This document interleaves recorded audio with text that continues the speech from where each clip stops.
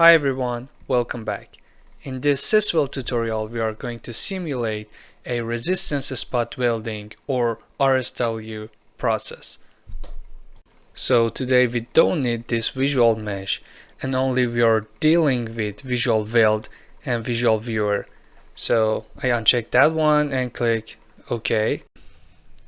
The thing we are going to work with is to select the solver setting first. I already did that. You have to do that yourself. And next, create the spot weld mesh from here. When you click on spot weld mesh, you can adjust the working directory. So here I would like to create a new folder to have all files together, RSW, and select. So this is selected, and here we can adjust the number of sheets.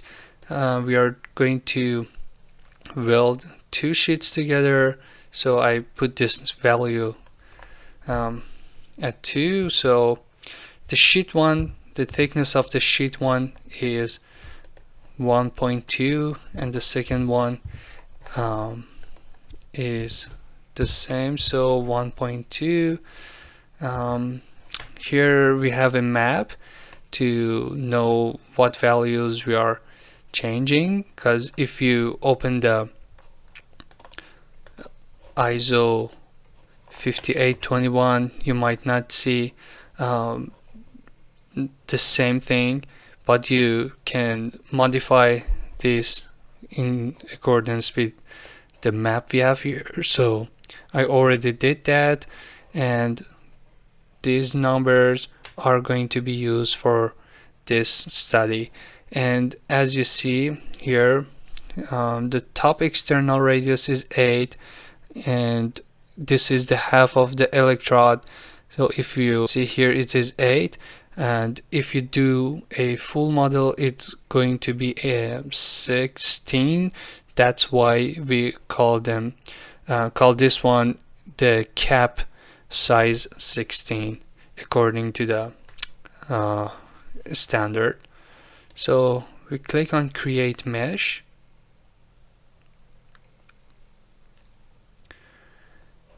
and here we go. The next thing to do is to go to the advisor, and instead of welding advisor we want to go to the spot welding. So we need a name for it, RSW, and the working directory is here, can be selected, and we can go to the next step. Alright, here we have only the materials that can be used for spot welds. We have DC04, DP600, and other alloys. We select DP600, and from the collector we select both sheets and click on add, and we have the materials that are assigned to the parts. Easy as that. We go to the next step, and here we have the intensity frequency. The frequency is 60, and the squeezing force is 3,500, and the squeezing time should be modified. So let's go to the welding parameters, and squeezing time is 25 cycles, 25 cycles, and each cycle is 16 milliseconds. Opening the calculator, 25 times 16, and it is 400. So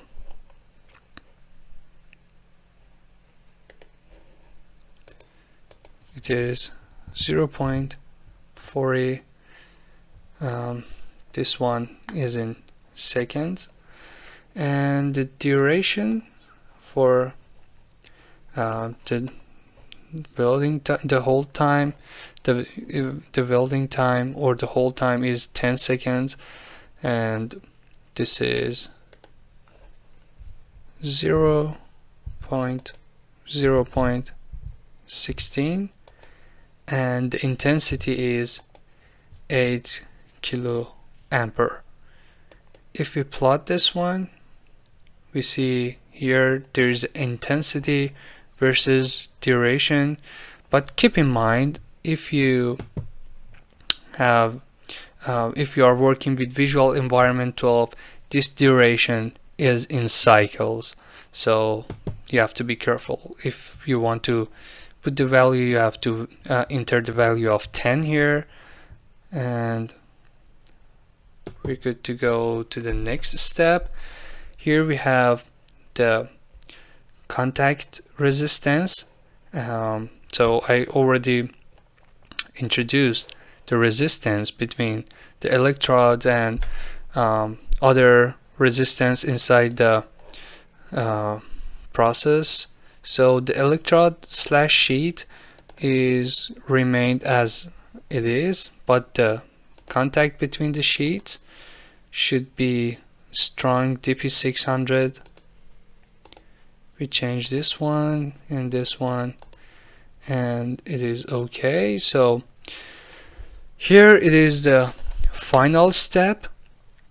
We can do the strong mechanical coupling, which is really time consuming, but after that we can see other mechanical results. But in this one we want to work only with the thermal and see the shape of the molten zone and evolution of the molten zone and radius of the molten zone and radius of has. So all we need to do is to save by pressing Control S. We save our model here, and we can now generate input data, and you see here spot weld input data generated successfully. And the last thing to do is to press solve. What we have here is the log file. By clicking on this log file, you see there's a data here and it keeps updating. I pause the video, and when it reaches to the next step I will resume. Okay, now the run is completed, and you see here we have these options to work with. If you click on the log file, the last step should be like this: end of processing. Okay, now we can see the results. Here we can see the shape of molten zone. We plot this one and see what happens.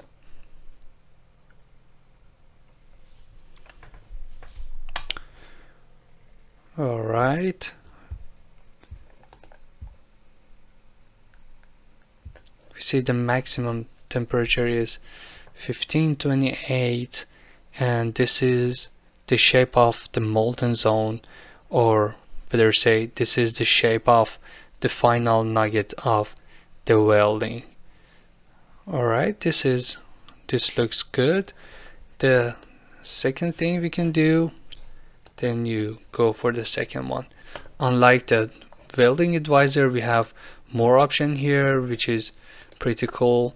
We can see the radius of the molten zone, and the radius is 2.2 roughly, and it increased with the increasing the time.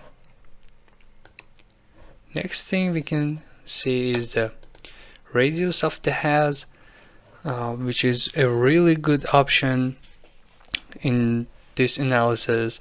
In the welding advisor we could not see that, and we had to do that manually ourselves. So we save this one, we go to the visual viewer, and we click on File, Open.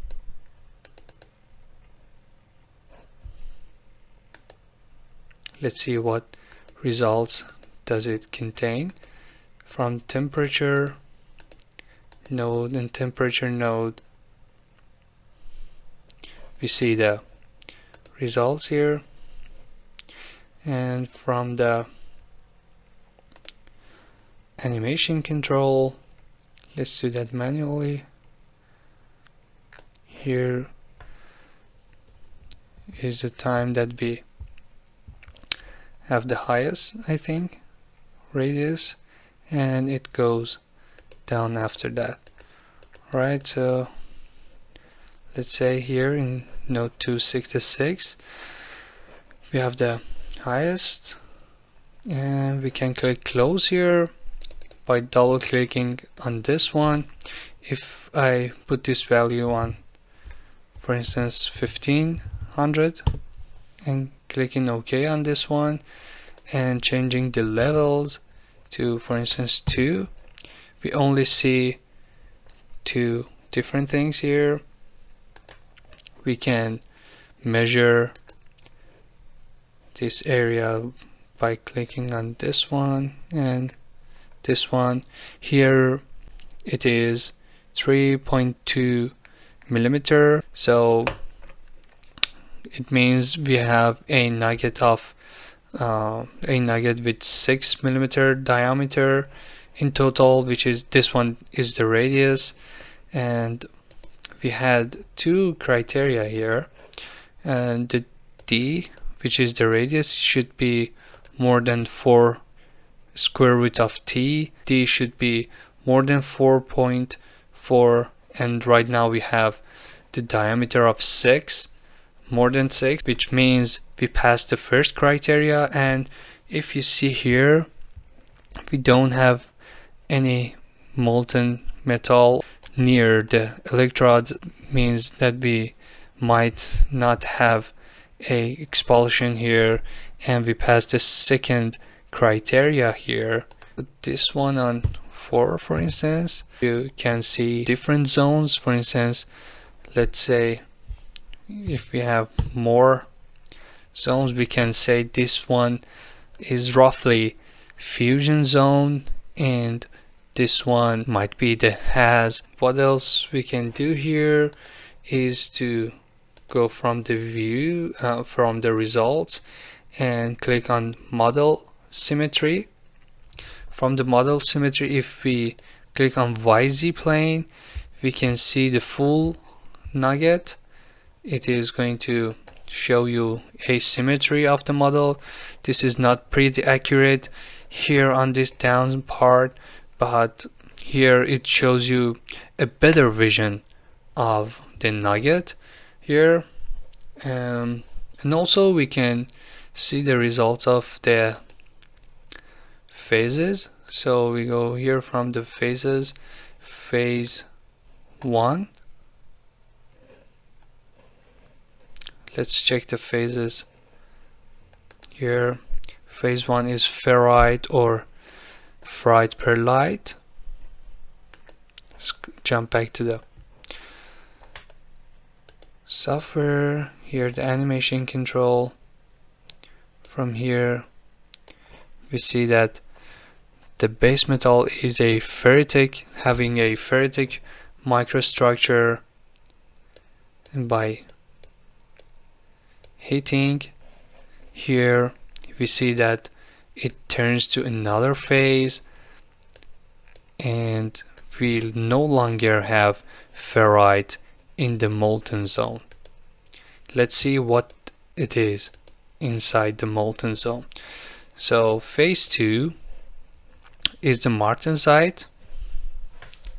It might contain the martensite because because we have a high heating, and it's a rapid heating and cooling. The process it is so fast, and we have martensite here. Let's go to the animation control. This is the end of process, and this is the beginning of the process. by the passage of the time,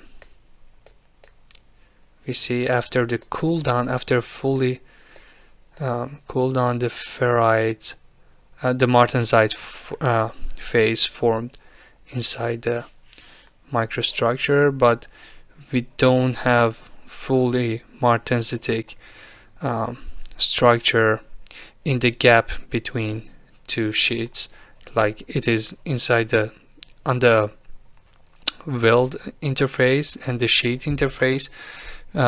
We have lower ferrite, lower percentage of ferrite. Phase 3 is bainite and phase 4 is austenite. So let's see whether we have bainite,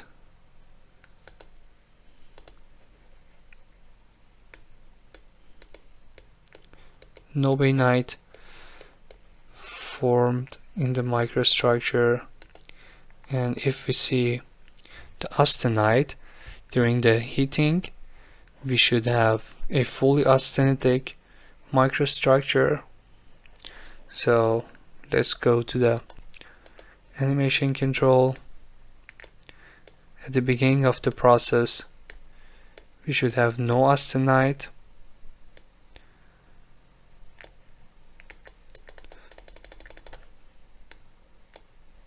Here maybe.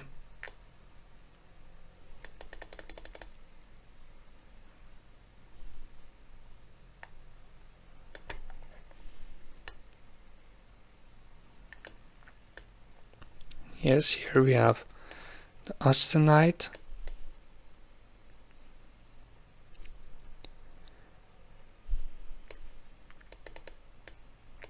And by the end of the process, this austenite transform to the phase of martensite, as this is a very fast process. Alright, that's it. I hope you enjoyed this video, and if you did, please hit the like button, and if you want to see similar contents, please subscribe to the channel. See you in the next video.